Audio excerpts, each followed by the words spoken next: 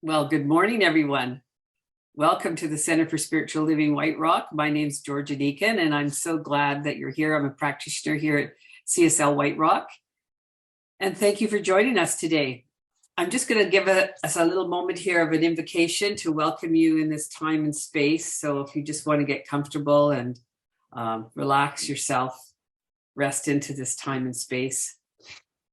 So on this bright, beautiful day, we welcome all thoughts, all new ideas, and we welcome that oneness that we know that is us, the breeze, the trees, the leaves, the living creatures, all that is part of this oneness. And all of these wonderful expressions that are showing up today, we know that we are this oneness today, here and now and forever, this light, this source. So thankful for this time today to share our ideas and create greater self-awareness as we listen to Rev Noelle, welcoming her and welcoming our musicians. This is a wondrous day. So just breathe in that now. And notice as you walk today, every time you walk through a doorway, just stop and think, I am one with the one, and take a breath. Just remind yourself today, or as you're walking down the street, as you pause, remember, you are one with the one. I'm so thankful for today, and I open and welcome everyone, and please join me in saying, and so it is. Okay, I want to introduce our musicians today. I'm so excited to have them here again. This is just great to have Beverly Elliott, Chris Nolan. Beverly's a successful Vancouver singer and songwriter and actress. Her music has been inspired. She says it's kind of a folk with a pop twist, and she performs regularly in concerts, festivals, benefits, and she's had over 100 film and TV credits as well, known around the world for her recurring role as Granny in the ABC hit series called Once Upon a Time. She's written and performed in One Woman and Two Women shows. And her CD, she just told us, are on CD Baby. So, and her other things are in progress. So she'll keep us posted on that. And Chris, thank you, Chris Nolan, for coming back, actor and musician who's has been working in the entertainment industry for 15 years. He played in his original funk band Foundation for several years, but has recently been writing music and performing with Bev in churches, festivals, songwriter halls, and he can be seen also in lots of local TV and films. So please welcome Beverly and Chris. Take it away. Good morning, everyone. We're very happy to be here with you on this beautiful Sunday morning. We're going to sing a song written by Daniel Namaud called Get Ready, My Soul.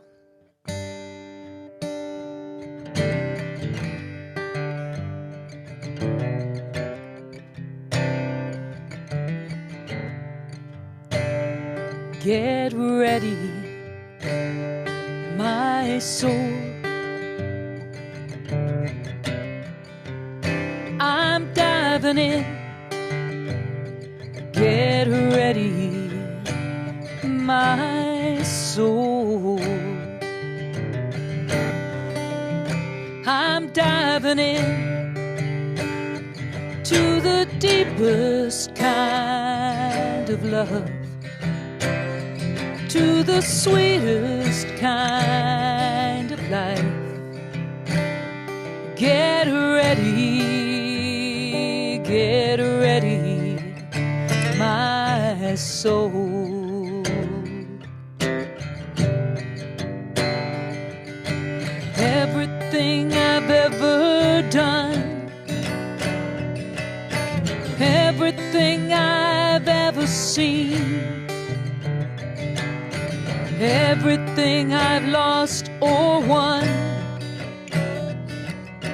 everything I've ever dreamed has brought me here to the present moment, here to this new beginning here.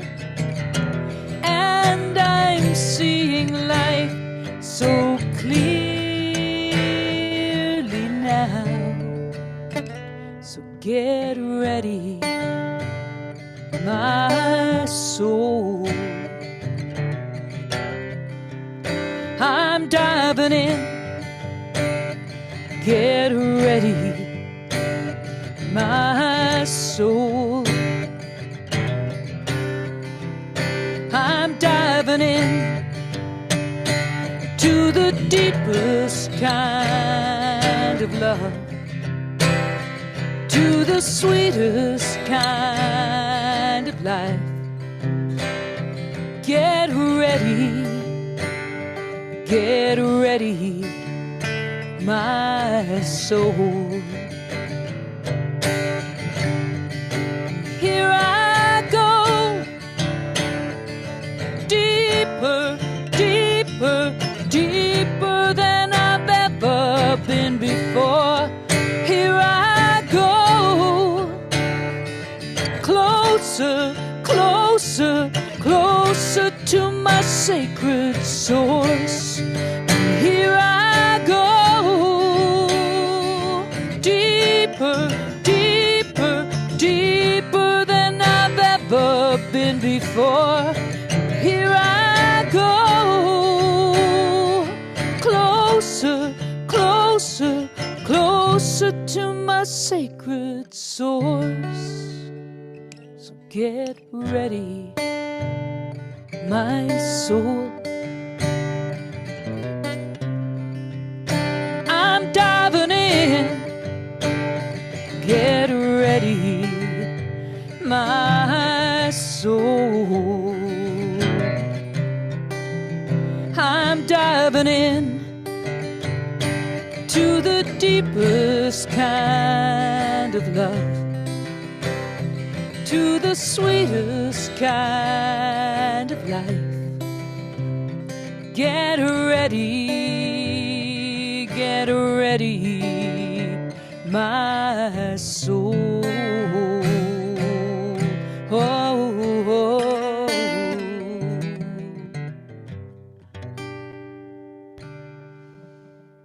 Wow, that's so cool. Oh my goodness. Thank you. Oh, I just love it when you guys come. It's fantastic. Thank you so much, Beverly and Chris. And if you want to post anything in the information chat, YouTube, please do so. I know you mentioned the baby, something to do with baby. Yeah, CD baby. Yeah, that's where we can get your music. So if I've got that wrong, just post it in the chat so everyone Okay, can. great. Okay, so as we begin our gathering today as settlers on this land, we are honored to live and operate on the traditional, ancestral, unceded territories of the Coast Salish people, who continue to live on these lands and care for them along with the waters and all that is above and below. CSL White Rock is an inclusive spiritual community and learning center. We teach spiritual principles and we offer tools to use in all areas of life regularly and consistently. Our life flourishes and flows out of ease and grace when we practice these. So let's walk together on this spiritual path and walk each other home, and all the while transforming our lives and the lives of others. Thank you for being here. I just want to welcome back. It's our pleasure to welcome back our guest speaker today, Reverend Savanna Noelle. Savanna has served as a staff minister in spiritual communities since 2014. She continues to lead retreats, teach, and speak in communities throughout the US and the world. Her passion and her work in global ministry has nourished her soul. And Rev Savanna shares her wisdom and knowledge on social media. Find out what else she's up to. Follow her on Facebook and Instagram pages. Savanna resides currently in Seattle, Washington, just 2 hours north of us. Nope, south of us. We're north of her. Please join me in welcoming the wonderful Rev Savanna Noelle. Hi, good morning, everyone. It is so good to see you all. It's been a while. And today, my talk title is a little bit different than the theme of the month, although I will be speaking a little bit about nature. But I wanted to address something that I'm finding shows up often in my own life, and something that as religious scientists, we don't always talk about, and that is called the New Thought trap.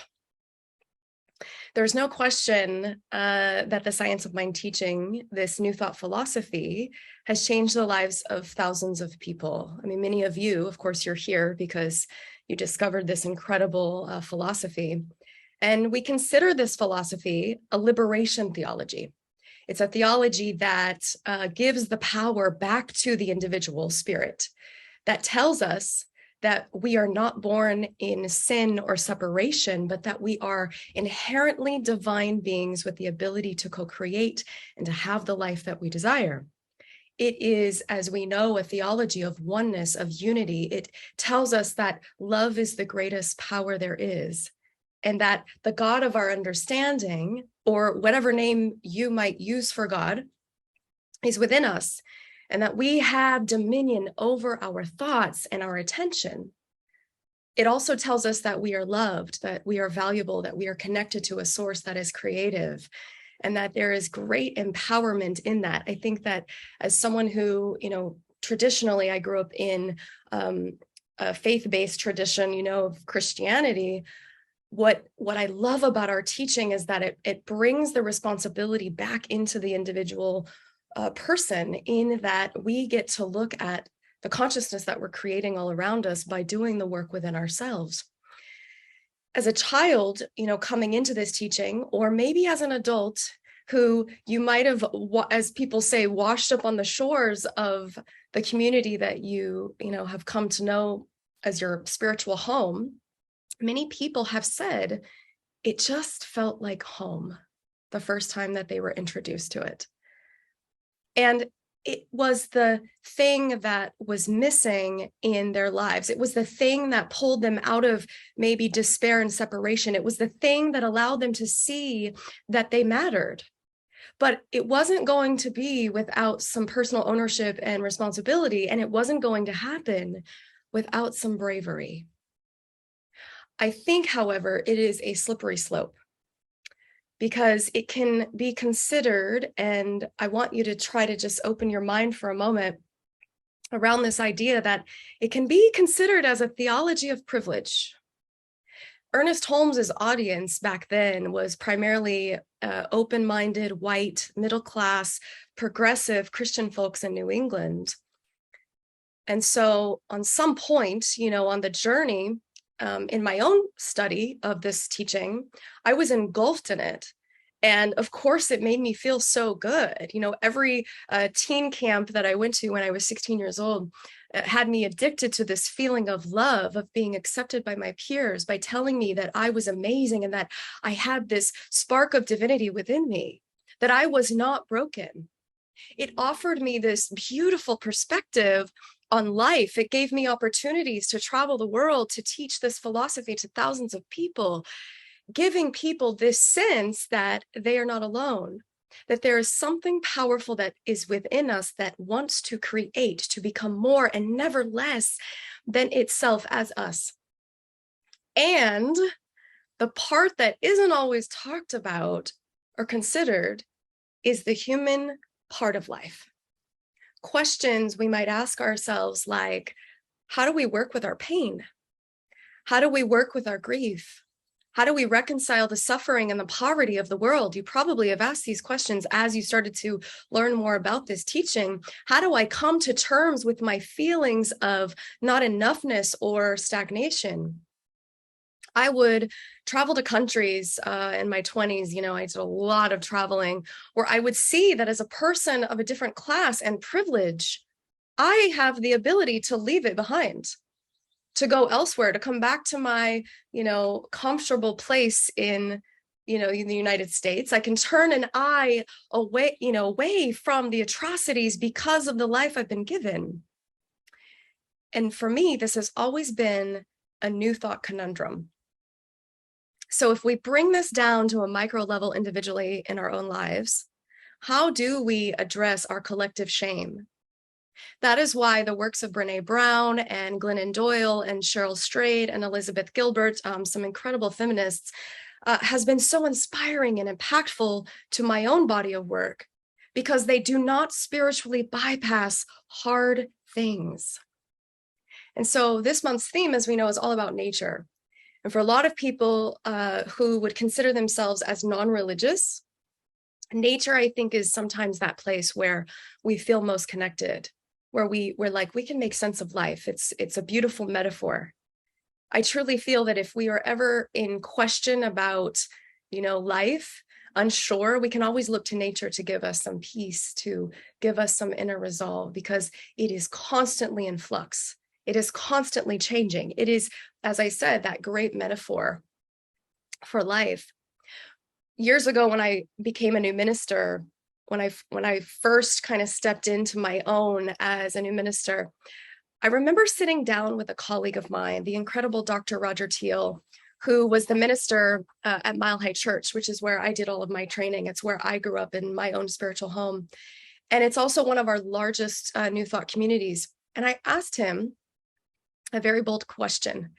I said, Dr. Roger, do you ever feel like an imposter?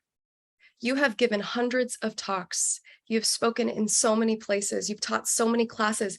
Do you ever feel like you aren't adequate to teach this? And he smiles and he says to me, of course, it's part of growing and becoming, Savanna. It's part of the walk of a minister. I think, though, that the tragedy of our teaching is that often we aren't given the permission, the compassion, or the space to be human, to question, to go off the path, to fall, to feel negative emotions.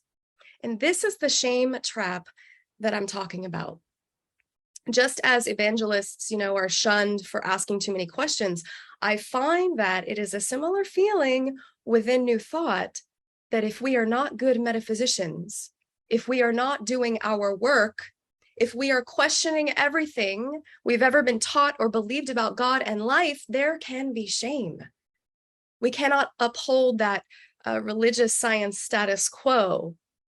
We might front even that we have our lives together, that we have this really great spiritual practice, that we're totally prayed up, when deep down, there's another story that's going on. And I'm interested in that story, because oftentimes when I talk to clients and I talk to people within our teaching, when we really come down to the bare, I don't want to say the bottom, but when we look underneath to the roots, we often find that we all have similar things running. That shame stuff is still there. But one of the greatest gifts, the greatest teaching I have found is in struggle. It's within our pain and grief. It's within those moments where we are on our knees and it takes just one person to believe in us. It is found when we are, in the fire of life, doing what Orion Mountain Dreamer talks about in her book, The Invitation, where she says, it's doing what it takes to feed the children and not shrinking back. For me personally, as you know, I often bring my own experiences into my talks because I feel they're relevant. It's relevant to the human experience. I want to relate to you. And I've personally been experiencing this. The entire world we know has changed because of the pandemic, and the entire New Thought Sunday morning experience, the way we do church has changed. And I don't know if we have quite caught up to what that actually means yet as an organization. I don't know if we have accessed the grief, the collective grief that we've all been carrying yet. And I personally was at a point within this last year where I felt like everything I had worked for, the business, the ministry, everything that I had worked for and become started to completely crumble down around me. I felt like I couldn't reach out for support because of that shame trap of, well, you're a minister. You should know how to get yourself out of this. Did you call your practitioner? And just the fear and the shame of that made my resistance even greater, to the point that I wouldn't reach out. And I felt completely alone in this, and then questioning my purpose. I'm sure I'm not alone in this, which is why I want to bring it into the conversation. Yes, I could have called a friend. I could have called a colleague and someone that I knew could love me best, but my pride was too great. Have you ever let your pride get in the way? I've been in this teaching for 20 years. And I would say this is the first time in my life that I'm actually questioning all of it. And some of my colleagues now that I'm on the other side and I've talked to them about it, when I told them this, I thought they were going to judge me. And what I got instead was applause. I'm so glad you're questioning, Savanna. The Buddhists would say, this is beautiful. This is the path. Let go of everything that you think you know. Let go of all of the attachments that you have about the belief system you've come to know. And not knowing how to hold my grief, supporting a community and other people. And at the same time, I was striving for greatness, to fulfill my purpose, to fulfill my dreams. Faith is easy when everything is going well, when everything is aligning perfectly. But sometimes we have to brave the wilderness. And that wilderness can be a lonely journey. Back in the old days, I don't know if some of you were around when religious science, as an organization, we had these conventions. They call them convention now, but back then it was also convention. They shift the wording around. And I used to hear stories about how people in our organization would fight each other at these conventions. Here we are teaching about oneness and unity and love, and we are fighting each other into, fighting about jargon, semantics, bylaws, all of the stuff of the nature of business. And then you probably remember our organization way back when split into two. So we literally are a teaching of separation, and we have separated. They would throw things around like, what was it in your consciousness that created that thinking? And for years, over the years, I've heard that. And thank goodness it is far less now. But you can see how that belief and that thought in and of itself perpetuates more shame, this guilt for not having right thinking. I think that's the trap we can fall into. We fear that if as religious scientists, as ministers, as practitioners, as lay people, as good religious scientists, I must always uphold principle no matter the condition. I must release my fear and my doubt and my shame, and I must do all of the things. I must meditate and pray and call my practitioner. I must go to that AA meeting. I must do all of the things to be a good metaphysician. And what I notice is that it engenders the exact thing that we talk about turning away from, which is shame. So how do we come back to that thing that we know, to the thing that we've always believed about ourselves, that I am whole, that we are perfect, we are whole, we are complete, that everything is truly working together for good when I am suffering? What do I do when it feels like it's just too much? Well, I heard in a podcast recently by an author that I really respect, I heard her say, I've been loved too well to ruin my life. I've been loved too well to ruin my life. This dream that you have over here, this dream that I have over here, although it might not have been fulfilled yet, although it might have felt like a setback, it's not going to ruin my life. It's not going to ruin your life. I'm going, and we are going to aspire for greatness, and then our job is to evolve. And I don't get to decide, we don't get to decide how we're going to get there. That detour, that other job that we took to fund the dream, that other path that we didn't plan. Sometimes we need one story to get to another story. Have you ever had this experience where you had your heart and your eyes set on something, upon that goal, and then you distracted yourself over here with other things while you're trying to do that thing, but you're over here distracted and you could never get to the thing that you wanted to do, like writing that book? The fear of not being great creeped in, and then that self-sabotage took over. What is it that matters more is the question. The author, Cheryl Strayed, who I love, she talked about this, about her own story in this, because in her career, she said, I wanted to write the great American novel, but she kept distracting herself from it. So she would go in to write, and then she'd get pulled over here to do something else. And the question she came to was, what matters more? Writing the great American novel, or writing a novel that may or may not be good. She says, accept what is true now. My dream is to write a book, and the only book I can possibly write is the one I wrote, and it's none of my business if it's good or right. So we get to let go of greatness, and what happens after is none of my business. She says the pursuit of the thing keeps us from the thing. And often what drives us then is the external. It's success, it's money, it's status.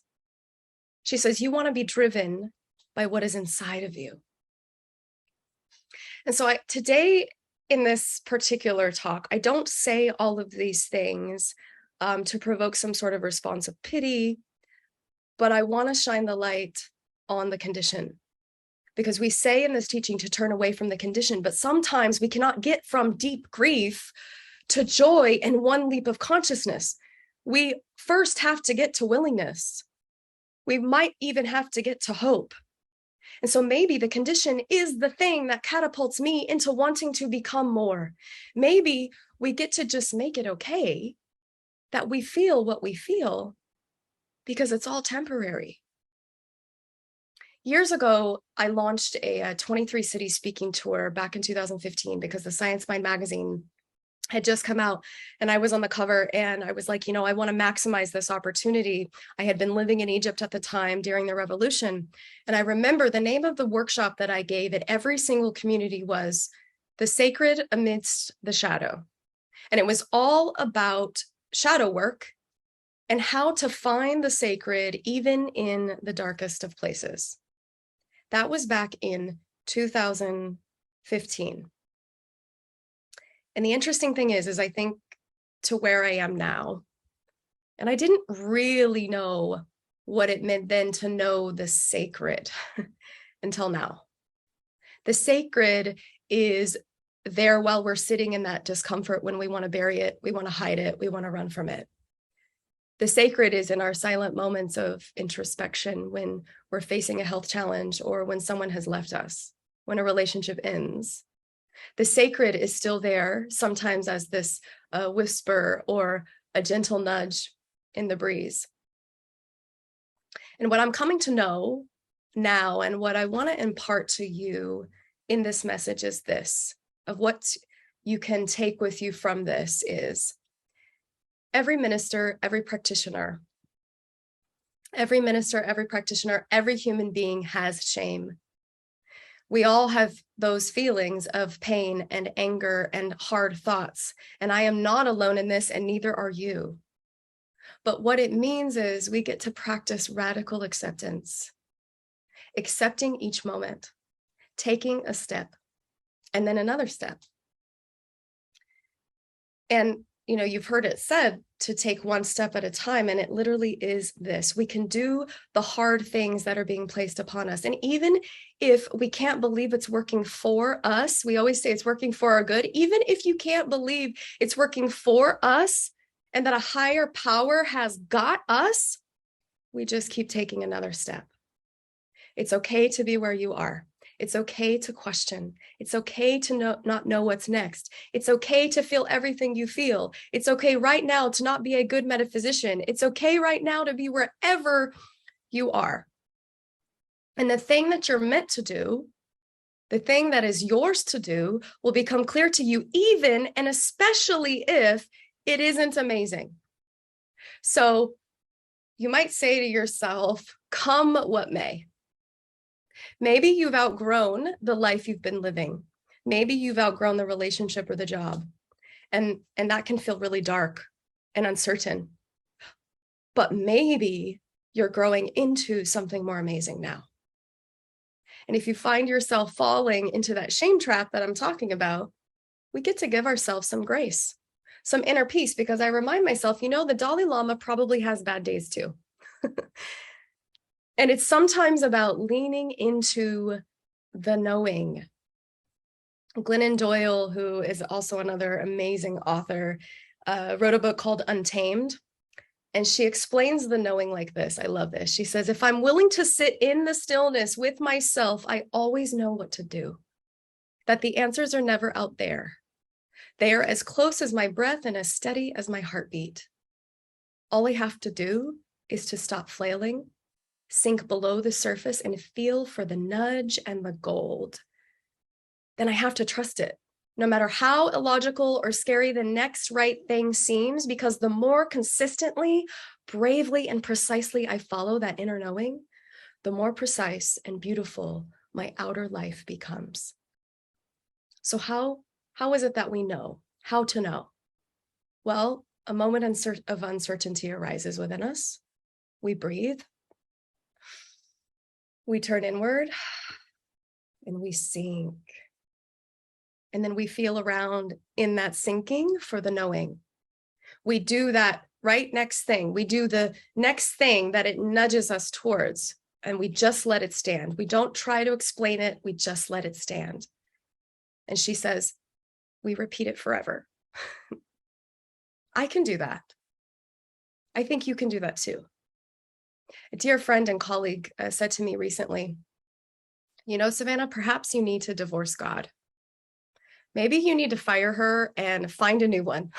And I liked that idea. So I am officially making everything okay, and so can you. So with that, let us go into a prayer now. Taking that holy breath in. Coming back to the awareness of the power and presence of all of life. That wisdom, that knowing, that guides, that guards, that protects, that lives and breathes and moves as every single one of us, as we continue to walk the path in the joys, in the sorrows, in the uncertainties, and the not knowing. I know that we are connected to this source, for I know that it is really the greatest love there ever was and ever will be. And that love pours itself into each and every one of us right here and now. And so what I affirm for us today is that we make everything okay. That every feeling, every emotion, every condition, all of the experiences of life, it is all okay. And we move through it with grace, with forgiveness of ourselves, with harmony with all of life, knowing that things are actually unfolding perfectly even when we can't see them. And so we hold the space for all of the things. We hold the space for beauty, for joy, for love, for kindness, for opportunities, for abundance. We hold the space for worry and fear and doubt and lack and separation. We just hold all of it, and we know it is okay. And so with this prayer in my heart, I know that we are blessed. We are blessed by this community. We are blessed by one another. We are so blessed by this message of total surrender. Surrendering to the not knowing, surrendering to the next phase, surrendering to our becoming. And so with this and the more I give thanks, I give so much gratitude, and I let it go. I release it into the law, knowing it is done right here and now. And together let us say, Ashe, Namaste. And so it is. Amen. If you have enjoyed today, now it's time to notice the gratitude you have for yourself, for this fantastic speaker we've had today with Rev Savanna, and know that the law of circulation is in constant movement, giving and receiving. The more good that is given, the more good that is received is proof. This is how the law works. The abundant prosperity of life expands naturally. Life is better for this, and I am deeply grateful. So we know that showing gratitude is through donations. And as I invite you to take your hand and put it on your heart, take a breath, be grateful. And when you think about gratitude, recognize all the good that's available to you right now. Do you have a roof over your head? Do you have clean water? Do you have clean air? Do you have people you know? Do you have animals in your life? What do you have? Pets? With an opening, loving heart, I give thanks for all the gifts that life continuously provides. Join me in being grateful by making a donation to CSL White Rock. Should you choose to give regularly, you can join our committed giving program. All the information you need can be found in the chat. And there are 3 ways to give. Donate on our website. You can pay by check. Still, we still take checks, and by e-transfer. So Yeah, so showing your gratitude. And as we show gratitude, as it says, it's a constant movement of giving and receiving. And today we received so much from Rev Savanna Noelle. Yes, it was amazing. And so much from Beverly and Chris.